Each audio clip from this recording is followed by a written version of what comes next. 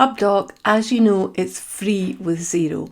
In today's video, I'm going to show you how to process your transactions in Hubdoc.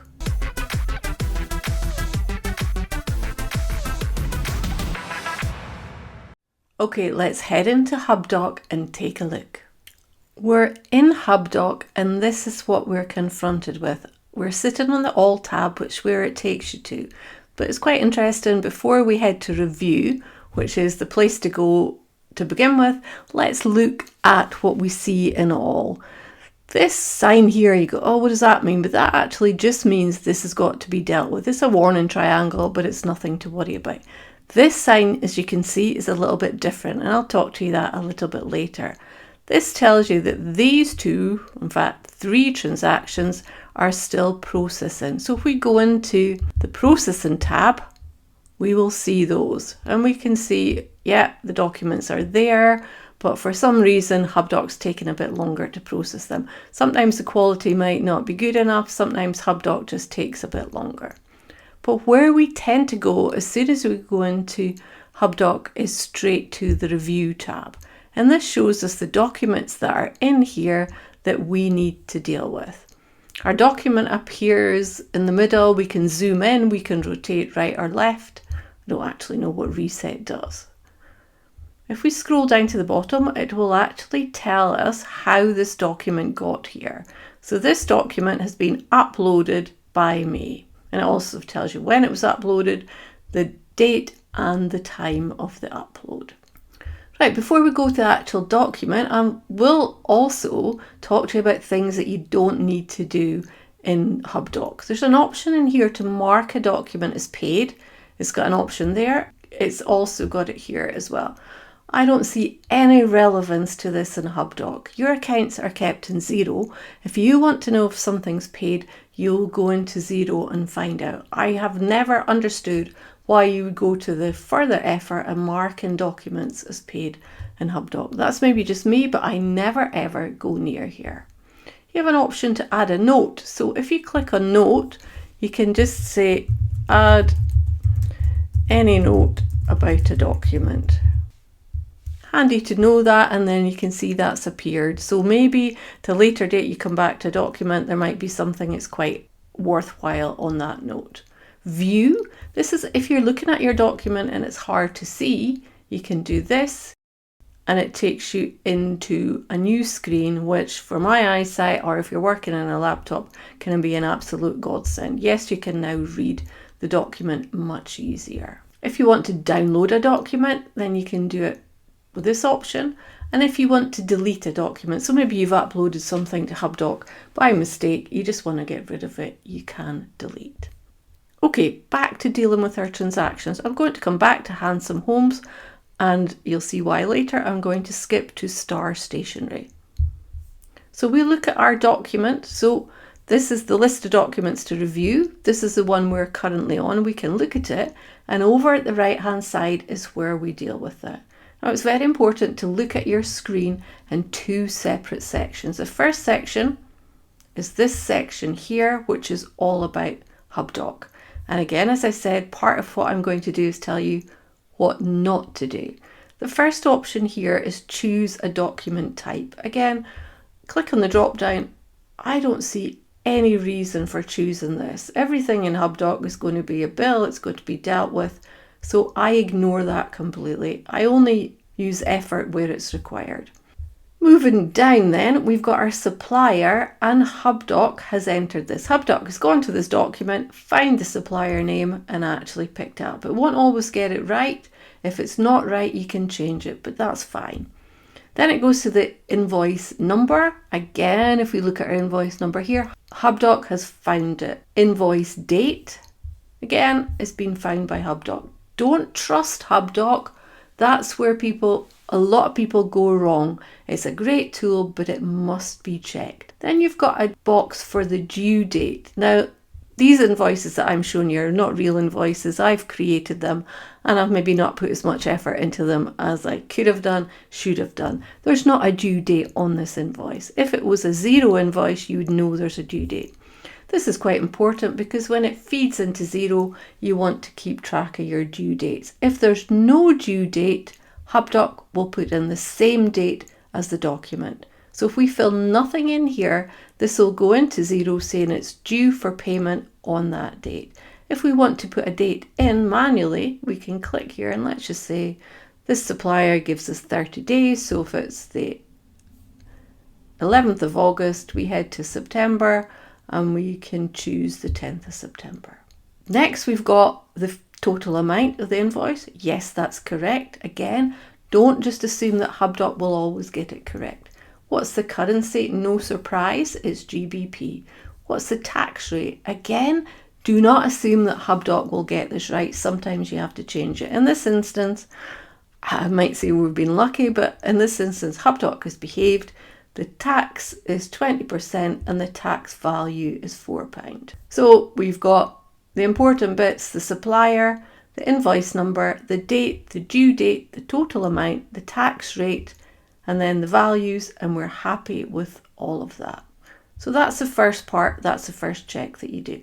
Then you move down and we're looking at the Xero part. We're not interested in any of these other integrations, we only want to see Xero. There's nothing appearing here, and that's because we're new in Hubdoc and we've never seen an invoice from Star Stationery before. So what we're going to do is just click this drop down and tell Xero what we want. You saw that this box filled in with a tick, save configuration. What that means is next time you get an invoice from Star Stationery, Hubdoc will assume that you want to deal with it in the same way. So I would always go along with that because the chances are this is going to go to office supplies or stationery. The next time we get an invoice from Star Stationery, I would expect it to be the same. So I like this and I like it ticked. Then we move to this auto sync, which is in theory is very powerful, but I never ever use it.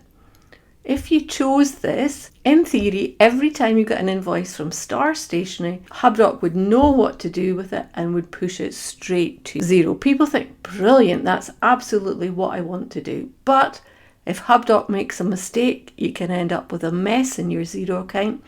It also can do weird things. For example, if it puts through a credit note, the next time it sees an invoice, it might put through as a credit note. So I started my life thinking this would be great. I very, very occasionally use it in my own business, but that's because I'm managing it and I don't have a lot of bills. But to anybody else, I would say never use it. Okay, moving down. We're going to push this to Xero and it's going to become published. What do we want to publish it as?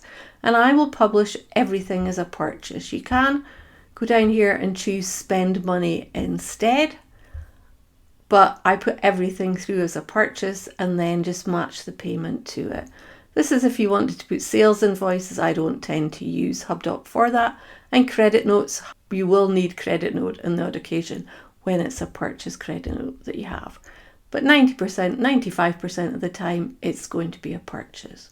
Then Hubdoc says, what's the status you want this to head to Xero in? And Hubdoc will choose draft the first time it sees a supplier. So we're new in Hubdoc, it's never seen Star Stationery before, it says draft. I'm not going to leave that as draft because that just gives me double work. If I'm sending it to Xero, I'm going to send it to Xero awaiting payment. What's the contact in Xero? Now again, I'm on a demo and it's new. If the contact was in Xero, it would allow me to pick it up here. But this is also quite clever. The contact isn't in Xero. So I'm going to start typing it in. Star Stationery. It doesn't find it, but look what it allows us to do. It allows us to set up the contact in Xero from Hubdoc. So that's a real plus point. And I'm just going to say add. It's just checking, do you want to create this as a contact? I do. Okay, how do we want to code this? I only want one line, so I can leave that as single. Now I'm going to pick up my Xero account code. I don't know what it is. I can click on the drop down or I can start guessing. I'll start typing the word stationery and there we have it. That's what I want.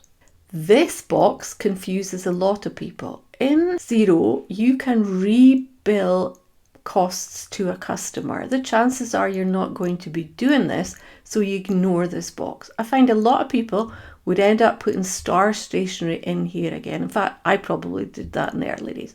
you put nothing in here. What do you want as a description? Put something meaningful in here. So jumbo stapler works, and then we're ready to publish.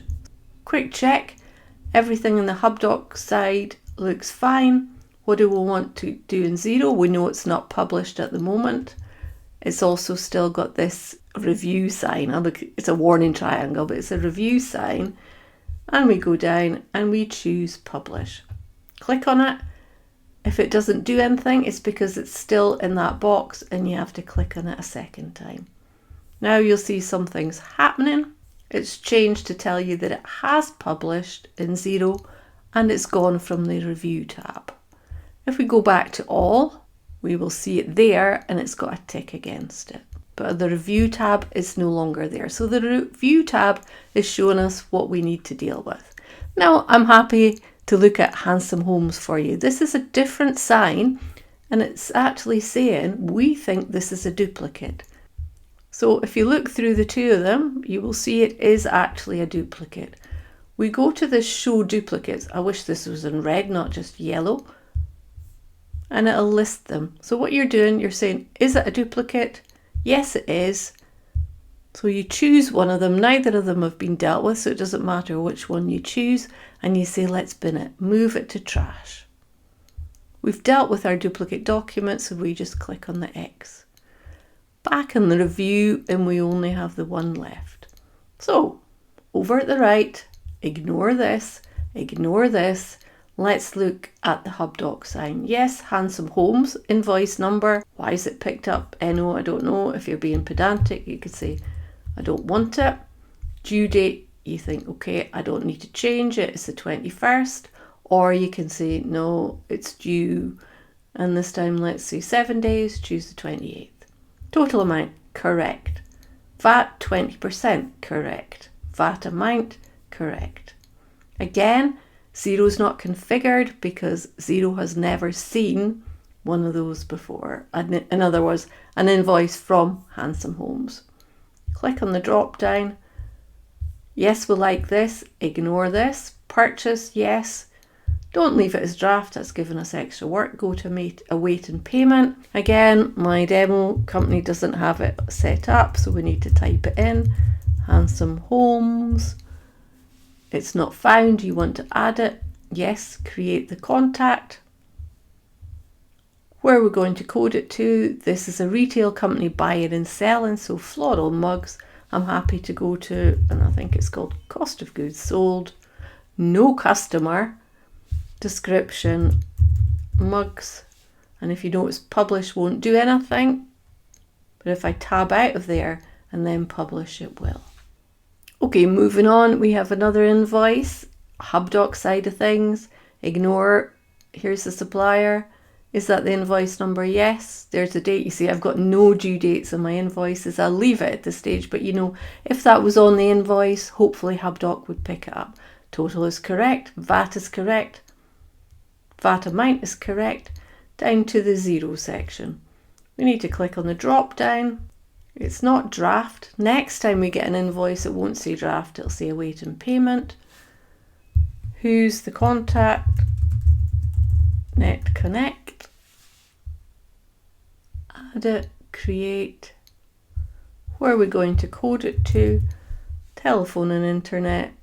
And then it might just be monthly fee in the description. Publish, and because it doesn't recognize it was in that tab, we have to do it twice.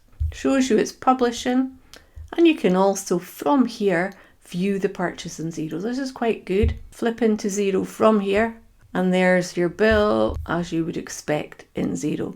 It works the other way around. If you're in Xero, you can flip back into Hubdoc to see where it came from. Okay, moving on. We've got two more. Gordon's Garage. Yes, we're happy. Yes, we're happy. Yes, we're happy. Due date, I'm not worried about that. £250. Now look what's happened here. Gordon's Garage is not VAT registered, so there's no VAT on this bill. So what we need to do is we need to pay attention. Hubdoc's got it wrong. We need to change it, and I'm going to choose Xero rated expenses. And I'm not paying attention. I've also noticed it says please make payment in 14 days. Hubdoc has not picked that up, so we would go in here, 1st of August, 14 days later, 15th. So we've got our due date correct. So it's all about paying attention. Xero, drop down here, purchase, we don't want draft, we want awaiting payment. Who's the contact? And this time, look, I've actually got Gordon's Garage set up, so it's there. Select it. Where we're going to code this to, have we got a motor vehicle expenses? Yes, we have. Ignore this, we're not rebilling it to a customer. We can put service in here, and this time we know click to send it to Xero. Final one. Okay, look at this. This is not a great invoice. This is the company the invoice is from. This is a logo. Hubdoc can't read it. So Hubdoc has suggested maybe your supplier is Happy Housewares. No, it's not. It's Dallas Decor. So what we need to do is click here and we need to set it up. So we're going to say it's a new supplier, Dallas Decor, and create. So that's created the supplier in Hubdoc, not in Xero. There's the invoice. There's the date. Again, you can see no due dates. Here's the amount. GBP. Yes, that's correct. Is there VAT on this? No, there isn't. There's no VAT mentioned. So again, Hubdoc has got this wrong. Don't trust Hubdoc. Review everything. Scroll down. We'll choose Xero rated. To the Xero section. Save. Awaiting payment. If we did draft by mistake, we'll just have to approve it in Xero. Contact is Dallas Decor, which doesn't exist in Xero. Fine, create it. I think this again is goods that are going to be sold, so we'll say cost of goods sold for Happy Houseware, animal, prints, publish. You could say, oh, I think we're done, but remember we need to go and check in failed. There's nothing there. What about processing? We still have got some bills in here. So what we'll do is come back at a later date and look at those. So we're done for today. We'll come back later, but that gives you a taster of inputting your bills from Hubdoc to Xero.